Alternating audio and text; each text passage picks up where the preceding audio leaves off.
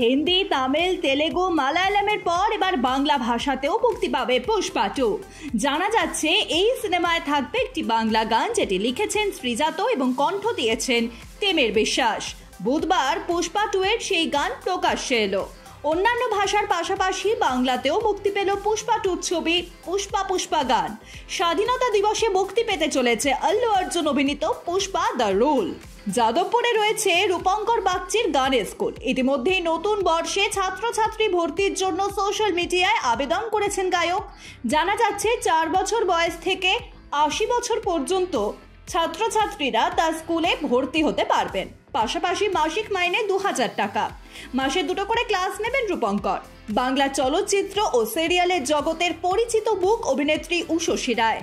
একাধিক সিনেমা ও সিরিজে অভিনয় করেছেন তিনি। জানা যাচ্ছে সঞ্জয় লীলা বনসালির হীরা মান্ডি ছবিতে অডিশনের সুযোগ পেয়েছিলেন অভিনেত্রী, যদিও শেষ পর্যন্ত সিনেমায় অংশ হতে পারেননি তিনি। এরপরই তা নিয়ে ক্ষোভ উগড়ে দিলেন উষসী। অডিশন দিতে গিয়ে তাকে নাকি শুনতে হয় সোশ্যাল মিডিয়ার ফলোয়ার্সের সংখ্যার নিরিখে সিনেমায় সুযোগ দেওয়া হবে। আর এরপর অভিনেত্রীর প্রশ্ন, আমার কথা না হয় বাদ দিলাম, আমাদের ইন্ডাস্ট্রির ভালো ভালো অভিনেত্রীরাও অডিশন দিয়েছিল, তাদের কেন সুযোগ দেওয়া হলো না? হিন্দি সিরিয়ালের জনপ্রিয় মুখ রূপালী গঙ্গোপাধ্যায়, তার অভিনীত অনুপমা সিরিয়াল মন কেড়েছিল 8 থেকে 80। সেই অনুপমায় এবার যোগ দিলেন বিজেপিতে। বেশ কিছু বছর আগেই ব্যবসায়ী ভিকি জৈন এবং তার সাথে বিবাহ সূত্রে আবদ্ধ হন অঙ্কিতা লোখান্ডে। এরপরই তাদের দেখা যায় বিগ বসের ঘরে। সেখানে মাঝে মধ্যে তাদের দাম্পত্য কোলাহ দেখা গিয়েছিল। তারপরেই জল্পনা উঠেছিল তাদের বিচ্ছেদের। এরই মাঝে এক নতুন ভিডিও প্রকাশ্যে এলো। ভিডিওতে দেখা যাচ্ছে অসুস্থ অঙ্কিতাকে খাইয়ে দিচ্ছেন ভিকি। বিচ্ছেদের জল্পনার মাঝে নতুন করে প্রেমের বার্তা দিলেন দম্পতি। উঠছে প্রশ্ন, সম্প্রতি সলমান খানের ব্যান্দ্রার ফ্ল্যাটে দুজন আততায়ী গুলি চালায়। জানা গিয়েছিল দুজনেই বিষ্ণুই গোষ্ঠীর সদস্য। এরপর মুম্বাই পুলিশ তাদের গ্রেফতার করে। সেই দুজন আততায়ীর একজনের নাম অনুজ। জানা যাচ্ছে মঙ্গলবার জেল হেফাজতে থাকাকালীন আত্মহত্যার চেষ্টা করেন অনুজ। এরপর তাকে হাসপাতালে নিয়ে গেলে চিকিৎসকেরা মৃত বলে ঘোষণা করেন। সম্প্রতি ইডেনে মুখোমুখি হয়েছিল কলকাতা নাইট রাইডার্স ও দিল্লি ক্যাপিটালস। এই ম্যাচে দিল্লিকে কার্যত ধরাশয়ী করে জয় ছিনিয়ে নেয় কলকাতা। সেদিন ইডেনে উপস্থিত ছিলেন বলিউডের বাদশাহ।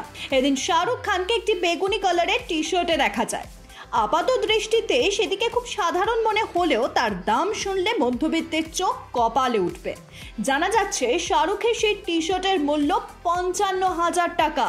সম্প্রতি বলিউডে ডেবিউ করেছেন শাহরুখ কন্যা সুহানা খান। এরপর শোনা যাচ্ছে বাবার সাথে প্রথমবার স্ক্রিন শেয়ার করতে চলেছেন সুহানা। ইতিমধ্যেই সেই ছবির প্রস্তুতিও নিতে শুরু করেছেন বাদশা কন্যা। এরই মাঝে নতুন খবর, লাক্সের নতুন মুখ হতে চলেছেন সুহানা খান।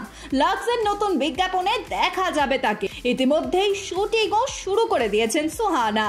সম্প্রতি বলিউডে পা রেখেছেন শাহরুখ পুত্র আরিয়ান খান। স্টারডম ওয়েব সিরিজ বানাচ্ছেন তিনি। মুম্বাইয়ের পর গোয়াতে শুরু হয়েছে তার আগামী সিরিজের কাজ। ইতিমধ্যে তার সঙ্গে কাজ করেছেন ববি দেওল। জানা যাচ্ছে এরপর তার পরবর্তী সিরিজে দেখা যাবে অভিনেত্রীর মনা সিংকে।